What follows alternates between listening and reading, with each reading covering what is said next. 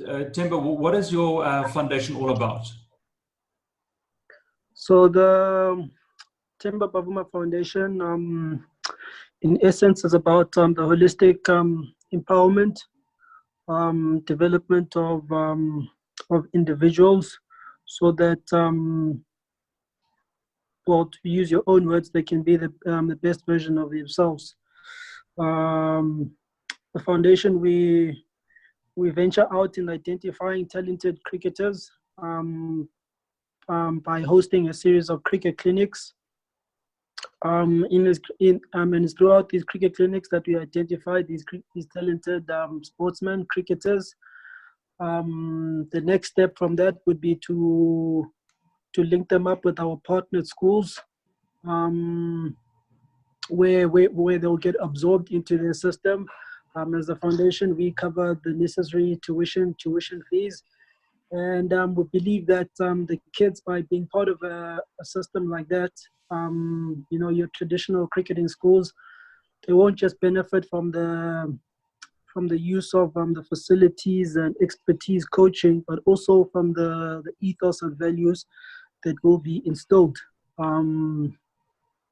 So that's the one element of the foundation. We've also got facility development, where again we identify schools or clubs within your disadvantaged areas that need development, whether it's in the form of refurbishment or creating a new facility. And so far we've had 3 projects that we've done in the Gauteng region, Soweto region. The other which projects have you done so far? So we've done 3 school refurbishments. So one in Soweto, and then another one in a school which is near, just close by of UJ. Yeah, you see, that's brilliant, because I've had a look at places like, the amount of work that's been done just by the one place that Gauteng's using, which is Queen's High School, and the amount of talent that's coming out of Queen's and stuff. But it's not just about the talent, because not everybody's going to be a cricketer. And as you say, you're providing, from the cricket side, you're providing a background so the kids can play cricket and they've got better facilities and things like that. But from the individuals, I mean, somebody might be identified through cricket, but come out as the next, I don't know, actor or politician or a next businessman or something like that. It's not just limited to just a cricket kind of thing. Yeah, so cricket is just almost like our medium as to how we identify these kids. But like you say, for us, it's all about empowering the kid. If he doesn't become, a first-class sportsman, he still has the opportunity to become an accountant and a lawyer, and effectively break the cycle of poverty within their family, and also they can also be in a position to positively influence people around them, their families, their communities, all of that. That's so amazing. And what motivates you? How do you motivate the kids and get them to believe in themselves? Because these guys are coming from very, very poor backgrounds and very disadvantaged areas.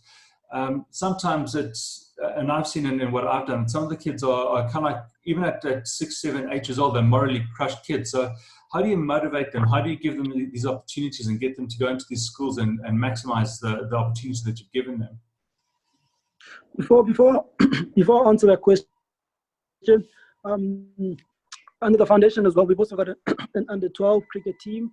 It participates in the St. David's Festival, and they're very, very competitive.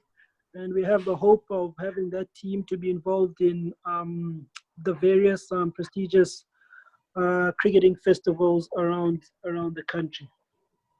So to answer your question in terms of motivating the kids, so I think that's the other tricky or challenging aspect, is that you take a child from the disadvantaged area, from the township, and you throw him into a new a foreign environment. It can be challenging. There's a lot of adaptation that the kid has to undergo from a social point of view. And as a foundation, we are there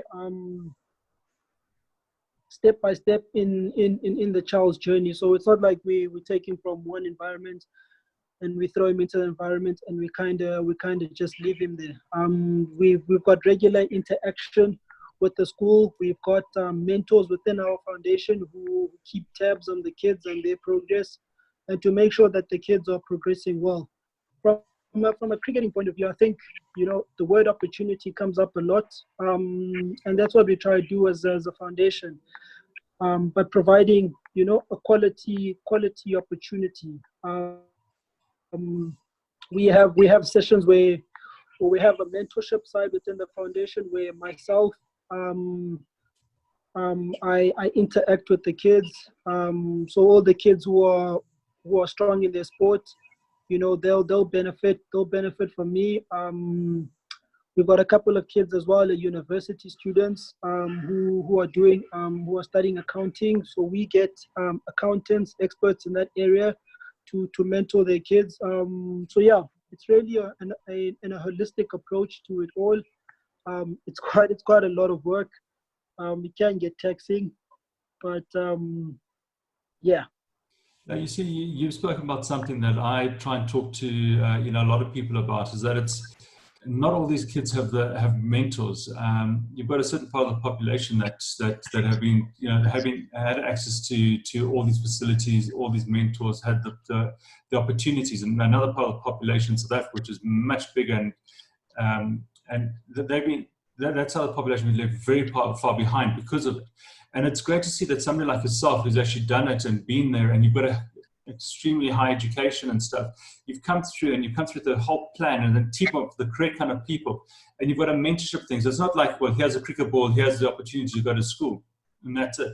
It's like sitting there, okay, now you're at school, you've got these problems, you've got these issues. How can we sort this thing out? So you're giving them a complete education. It's not just dumping somebody and just giving them a bursary. This is a far bigger a project from the way you described it so far. Yeah, it's a full-pronged approach. We're trying to cover as many bases as we can. I think support structure is a massive challenge, amongst people in disadvantaged areas. Some of the children don't grow up with both of their parents. Some of the children, they grow up with just their grandma. So the grandma can't exactly, always, can't be there when the kid is playing on a Saturday, Sunday on the side of the field, cheering him on like all his other counterparts. So, we trying to, I don't think we'll be able to do it, but just, try partially fill that type of a void. Make sure that the kid feels that he's got a team behind him. People who will help him along the way. We obviously don't guarantee that the kid will succeed. We know that there's no guarantees, but I think as long as you provide him with the necessary resources for him to be successful, then I think it'll be all up to him. His character and how much he really wants to go far in life.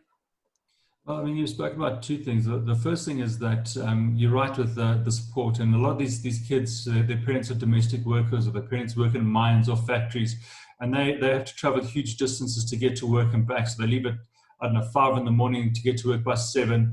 They work until 5. Yeah. They get home at 8, 9 o'clock at night. They work on weekends. They don't have the opportunity to help their kids out. So, it's a whole side that these kids don't actually have, where a parent would love to help them out, but they can't. So it's great to see that you guys are trying to actually fill that part. The second part was that, I've gone actually a bit blank there. I got so caught up in the first part. But what you're trying to do with the kids is it's brilliant. It's so good that you've given these opportunities, you've provided that support, that role that these kids don't have. Oh yes, and the second part is that a lot of these kids, all they want to do, they don't want to get preferential treatment or anything like that. They just want to be seen as equals and given an equal opportunity. And you've actually enabled these kids to have, as far as possible, an equal opportunity. I mean, they still have disadvantaged backgrounds at home and stuff, but at least when they come to school, they they can play on a one-on-one, because I suppose you provide the kits, there's school books, you've got a mentorship role, you've got a whole lot of things that you provide these kids. But as a personal thing, like, it must be great for these kids to actually say, okay, well, there's Temba, he's my mentor, he's helping me out. He's started very similar to me, he's made it as a person.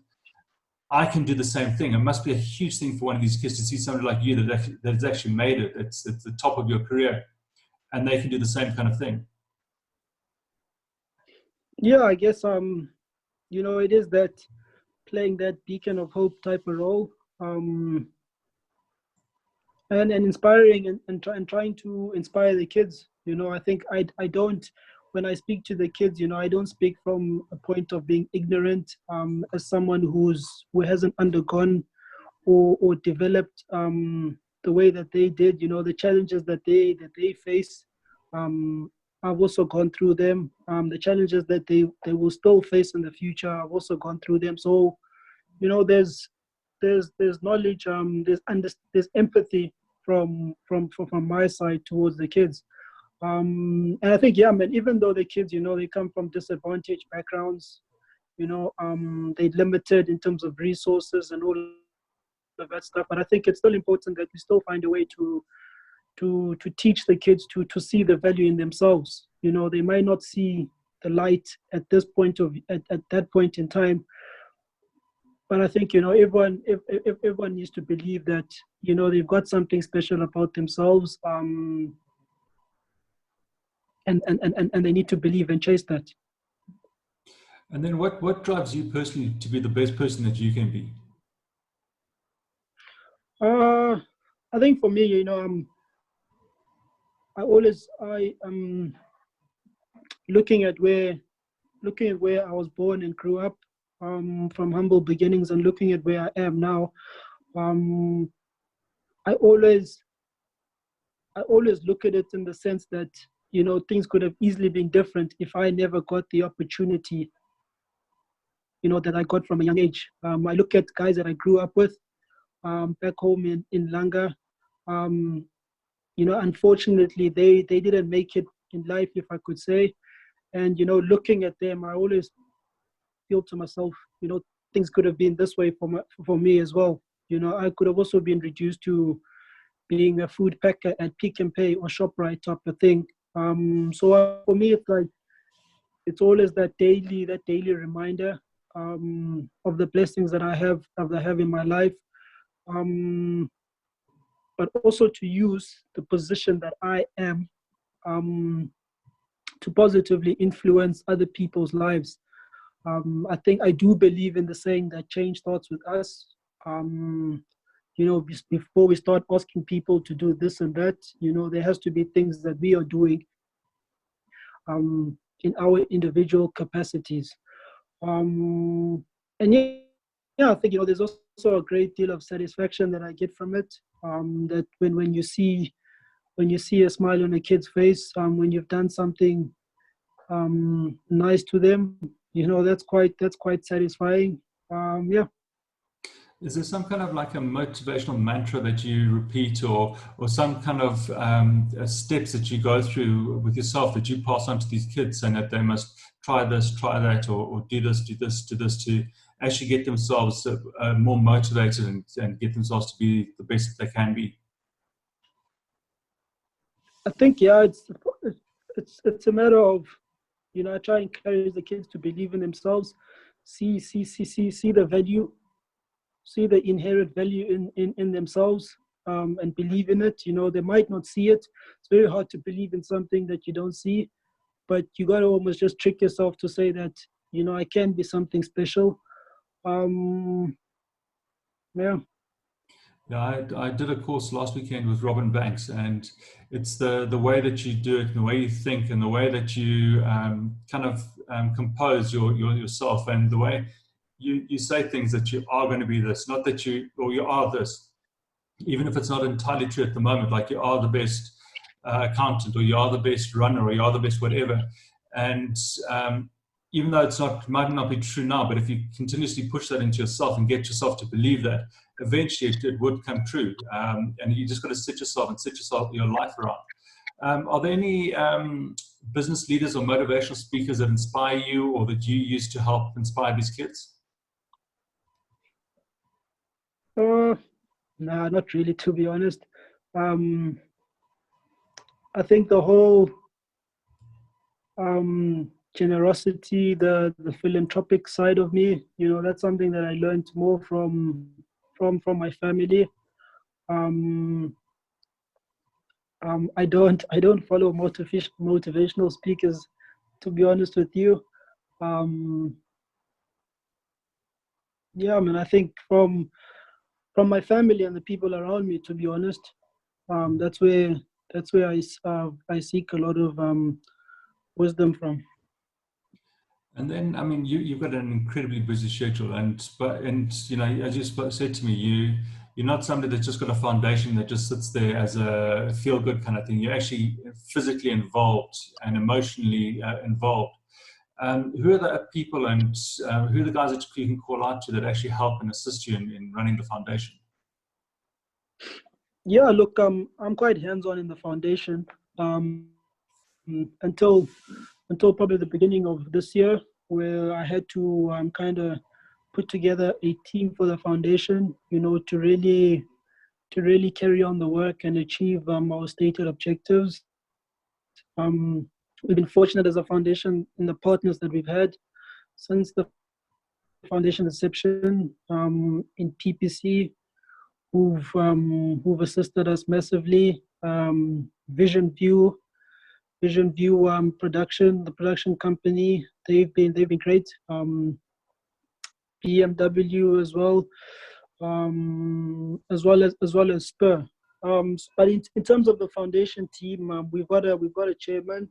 He's a good friend of mine, Tyson Sitole. We matriculated at the same school, and Tyson, he works at Standard Bank. He's an investment head there, but he understands the whole journey of the kids. Tyson, both of us are similar in the sense that from a young age we got the bursary and scholarship opportunities to attend these prestigious schools, your traditional schools. I went on obviously through a career in sport, and Tyson went on through a career in finance. So he understands the challenges and everything that is inherent through that whole journey. We've also got a legal advisor. Also, again, a good friend of mine, Nikki van der Berg. We played together at the Lions. And yeah, Nikki is super passionate about helping people around. We've got a we've got a marketing team as well, who deal with all the marketing related activities. Yeah, and we got a strategic partner as well. Yeah. It's brilliant. You got to be very picky about who you actually choose, because the people have to have the same vision as you. Even if it's not identical, like a similar kind of vision to you, that to get it to work. It's not just a job for somebody. As you said, like talking about Nikki, that how invested he is in it, and he understands and he wants to give back and that kind of stuff.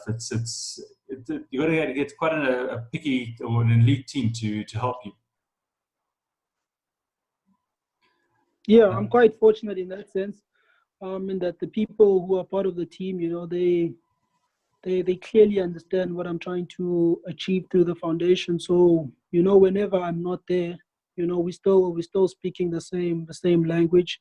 The objectives are still the same, and there's nothing that is done for self gain. That's brilliant. And then, how can people contact your foundation? You've actually got a website, don't you? Yeah, so our website is in our final stages of its development. But in terms of, on social media, we're quite active on social media, be it Twitter, Facebook, as well as Instagram. I think it's Temba Bavuma Foundation. I'm also quite active on social media as well. So, if there's any inquiries, If there's any people would like to do some stuff with the foundation, please feel free to make contact through any of those social media handles.